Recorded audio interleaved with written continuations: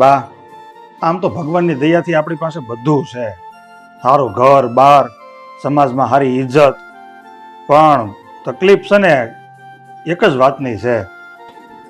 હા બેટા, આપણી પાસે બધું જ છે, પણ શું બા? હા આપણો અશોક કેટલો અવળો છે અને પાછું એને કોઈ સમજાવવા વાળું નથી. કોણ જાણે એના મનમાં શું ચાલે છે, એ કોઈની વાત સમજતો જ નથી ને. સમજશે પણ નહીં જયંતીલાલ.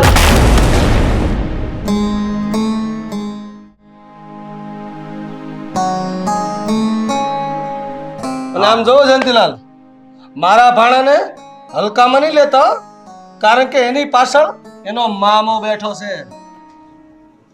હા હિંમતભાઈ, એ તો હું જાણું જ છું કે મારા દીકરાની પાછળ તમે જ બેઠા છો બહુ, અને મારો દીકરો તમે જેમ કહો છો એમ જ કરે છે.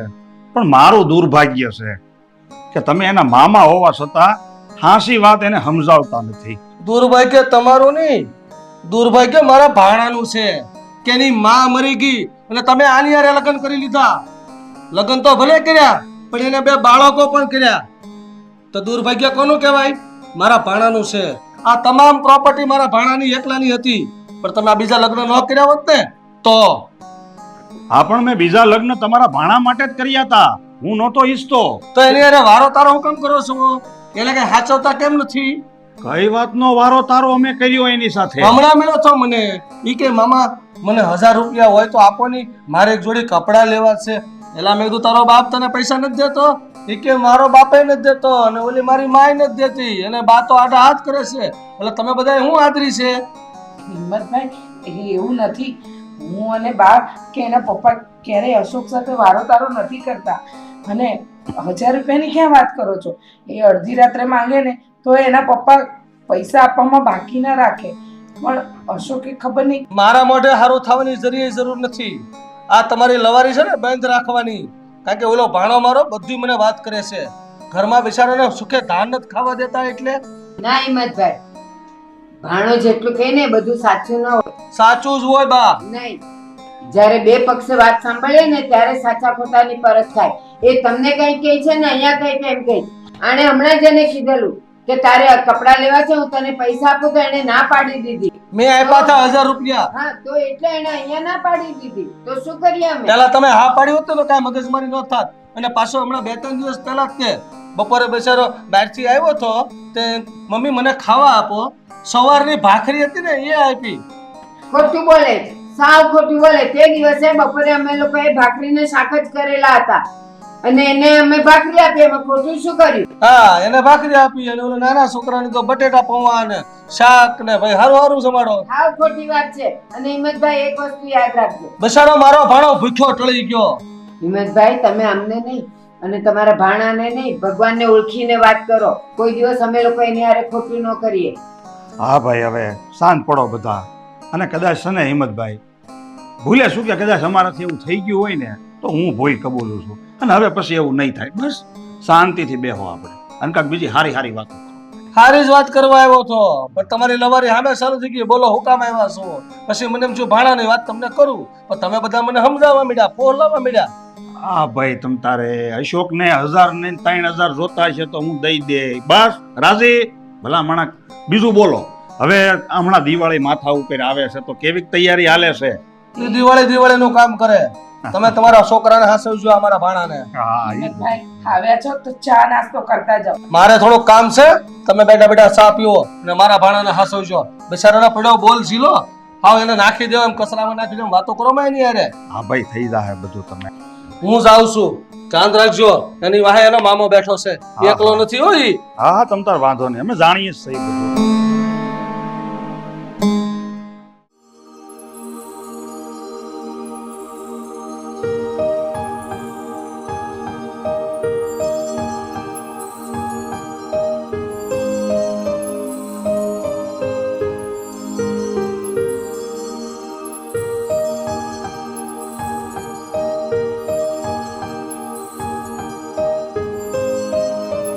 ભાઈ, તું આવી ગયો? તારે શું કામ છે? અરે પણ આ કેવી ભાષામાં વાત કરી રહ્યા છો? બેન તમને પ્રેમથી પૂછી રહી છે તો પછી પ્રેમથી જવાબ આપો ને. હવે તું શું કામ આમાં વકીલાત કરવા આવી ગયો? વકીલાત? હા, વકીલાત કરવાનો મને કોઈ શોખ નથી, પણ હા વાત વકીલાતની આવી જ છે તો તમને કહી દઉં કે વકીલાત મારામાં નહીં પણ તમારામાં ઠૂસી ઠૂસીને ભરી છે. હા, હવે વધારે હોશિયાર બનવાની કોશિશ કરમાં. મને ખબર છે તું બહુ ભણેલો ગણેલો છે, તને બહુ ખબર પડે, પણ ધ્યાન રાખજે નહીંતર પછી ખબર છે ને. નહીંતર શું કરી લેશો? ભાઈ આવું બોલતો નહીં હો કાંઈ. અરે શું કામ ના બોલું? હું બોલીશ. એક મિનિટ, તમે બંને શાંત થઈ જાઓ. શું કામ ઝઘડો કરો છો નાની અમથી વાતમાં? તું કામ કરતો હતો ને, લે ચાલ મને ટાઈપિંગ અરે શીખવાડ. પણ કામ કરવા દે છે આ.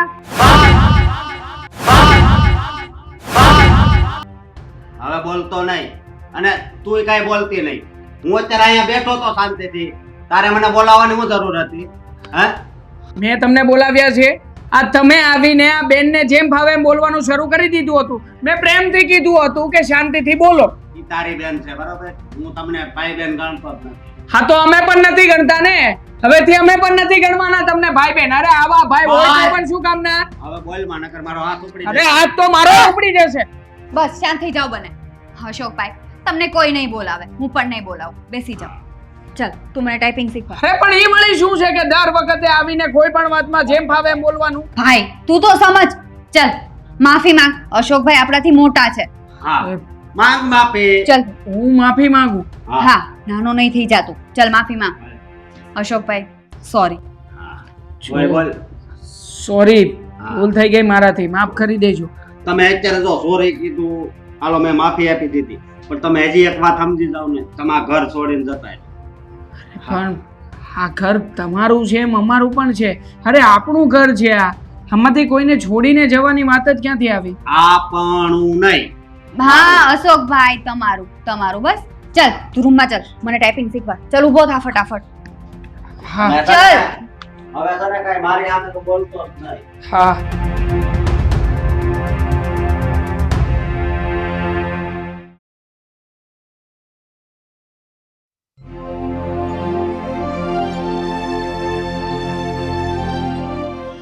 અશોક હા, બેટા ક્યાં જાય છે તું? આપણે અહીંયા બાજુમાં નદી રહી ને, ત્યાં પડવા જાવ છું. તમારે કઈ મતલબ છે? બેટા તું દરેક વાતમાં આટલો ઊંધો અર્થ શું કામ લે છે? કઈ કારણ? નહીં, કાંઈ કારણ નહીં, અને મારે કઈ કહેવું નથી. હા બેટા, માન્યું કે હું ખોટી છું, પણ ક્યારેય તે તારી આત્માને પૂછ્યું કે તું કઈ જગ્યાએ ખોટો છે? બસ, તમે તો એક શબ્દ નહીં બોલતા. તમે તો સોતેલી છો, સોતેલી માં, બરોબર? એટલે મારા માટે તો કાંઈ સૌ જ નહીં, સમજ્યા? બેટા હું સોતેલી તો સોતેલી, પણ તારી માં તો છું ને. તું આવું વારંવાર શું કામ બોલે છે?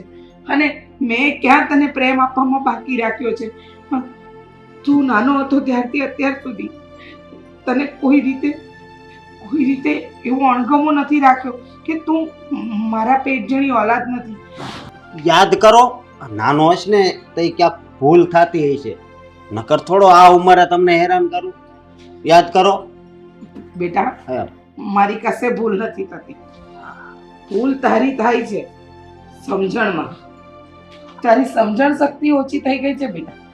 તું માને માં માનવા માટે કે માને માં સ્વીકારવા માટે તૈયાર નથી. સમજણ ઓછી થઈ ગઈ એટલે મતલબમાં હું ગાંડો છું એમ ને? એમ એવું નથી કેતી બેટા. કહેવાનો મતલબ એ જ છે, હું સમજી ગયો. જેનામાં ના, અશોક. સમજણ. અશોક તું નાનો હતો ને ત્યારે તું આને મમ્મી કહેતો હતો, અને આ કેટલો તને પ્રેમ એના પેટના જણિયાની જેમ એને તને પ્રેમ કર્યો છે. એને પેટમાં નથી ખાધું ને તને ખવડાવ્યું છે. બસ એ- બા, બસ હવે એક શબ્દ આગળ નહીં બોલતા.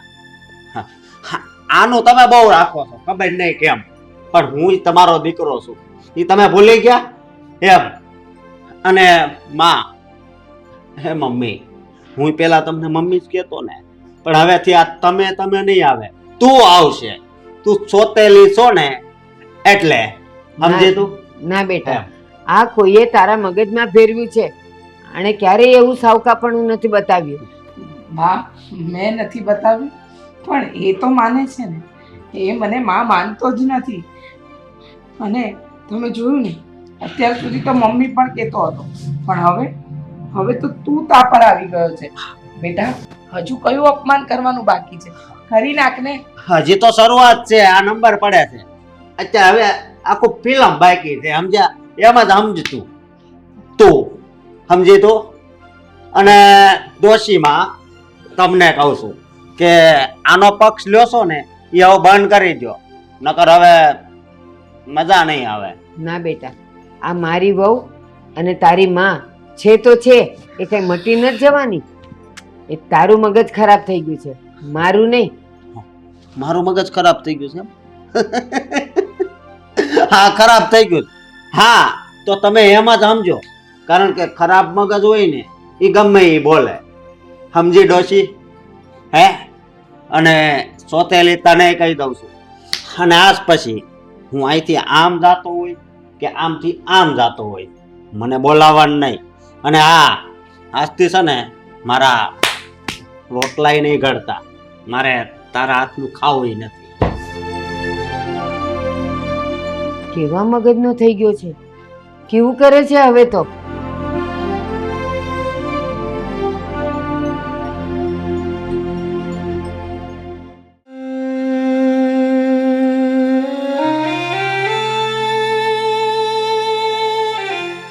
હું તમને શું કહું, હા જુઓ ને, અશોકને શું થઈ ગયું છે, એ કેવું બોલે છે, અને આનું હવે આપણે શું કરવું? હવે આનું કાંઈ થાય ને એવું મને નથી દેખાતું, કારણ કે જ્યાં સુધી એનો નાલાયક મામો એની કાન ભંભેરણી કરવાનું બંધ નહીં કરે ને ત્યાં સુધી આનો નિવેડો નહીં આવે. હા, તો તમે જઈને એને સમજાવો કે કોઈની જિંદગીમાં આવી રીતે દખલઅંદાજી ના કરાય, અને કોઈના ઘરમાં આવા ભંગાણ ન પડાય. એને ખબર નથી કે આ કુદરતની લાઠી જ્યારે વાગશે ને તો રડતાય નહીં આવે, એ ઘરનોય નહીં રહે કે નહીં ઘાટનોય નહીં રહે. તો હવે આનું શું કરવું મારે? બોલ તું કે મને નથી સમજાતું શું કરવું, એટલે તો તમારી પાસે આવી. અરે થોડી વાર પહેલા મારા અને બા સાથે જે વર્તન એને કર્યું છે, બાને કહે છે ગમે તેવા શબ્દો બા સામે વાપરે છે, મને સોતેલી કહે છે. અરે નાનેથી મોટો કર્યો છે મેં એને. હું એના જાણું છું કે એનો મામો એની કાન ભંભેરણી કરે છે, એને ભડકાવે છે, તારા વિરુદ્ધ ભડકાવે છે. હું જાણું છું કે મારી પહેલી પત્નીનો ભાઈ છે એનો મામો અસલ શકુની જેવો છે. અરે શકુનીનું માથું ભાંગે એવો છે. હા, એ તો દેખાઈ ગયું હતું. એ તે દિવસે આપણા ઘરે આવીને મોટા મોટેથી બોલતા હતા અને આપણા અશોકને બહુ પ્રેમથી સમજાવતા હતા ને ચડાવતા હતા ને, ત્યારે જ મને સમજાઈ ગયું હતું કે આ એક નંબરનો નાલાયક માણસ છે. મને તો એ નથી સમજાતું કે આનું કરવું શું ખરેખર. હા, આ માણસ છે ને આપણું ઘર ભંગાઈને રહેશે, અને આપણા અશોકના મગજમાં આવું તે શું નાખતો હશે? તમને નક્કી કહું, એના મામાની મંથરાવટી શું છે, એમની મેલી મુરાદ શું છે કે હા, જે આપણી પ્રોપર્ટી છે ને એ બધી અશોકને આપવાની વાત છે. કારણ કે અશોક વાતમાં કહે છે કે તું મારી માં નથી, પેલા મારા ભાઈ બહેન નથી. એટલે જો તને સાચું કહું ને તો આજે એનો મામો છે ને એ અશોકના કાનમાં એવું તેલ રેડે છે કે અશોકની મમ્મી જે છે ને જે ગુજરી ગઈ ને એ મારી બેદરકારીના કારણે ગુજરી ગઈ છે. એવું એને કહે છે કે મેં એમની દવા નથી કરાવી, મેં એમની ચાકરી નથી કરાવી, અને એ મારી ભૂલના કારણે તે એની મમ્મીનું મૃત્યુ થઈ ગયું. આવી અવરનવર એને ખોટી સલાહ આપ્યા કરે છે. એના કારણે જ આ છોકરાનું મગજ ફરી ગયું છે. પણ હા, તને સાચું કહું ને તો મને આજે એ વાતની તો ખુશી છે કે મારા દીકરા અશોક પ્રત્યે તને એક માની મમતા તો છે. ભલે અશોક તને સોતેલી માં માને, પણ તું તો એને સગો દીકરો માને છે ને. એ મારો સગો દીકરો જ છે. અરે પહેલી વાર એને જ તો મને મમ્મી કહ્યું હતું, અને હું મારા દીકરાને કઈ રીતે ખોટા રસ્તે જવા દઉં? તું ચિંતા ન કર, ભગવાનના ઘરમાં દેર છે, અંધેર નથી, બધું ઠીક થઈ જશે.